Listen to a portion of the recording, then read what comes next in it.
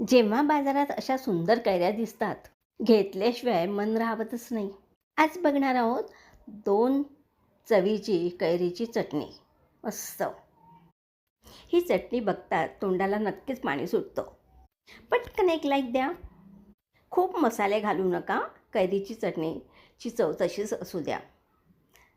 आता आपण कोथिंबीरचे देठे घेतले, कैरीच्या फोडी घेतल्या, मीठ, साखर आणि लसूण आणि हिरवी मिरची. आता हे व्यवस्थित आपल्याला बारीक करून घ्यायचं आहे मिक्सरला.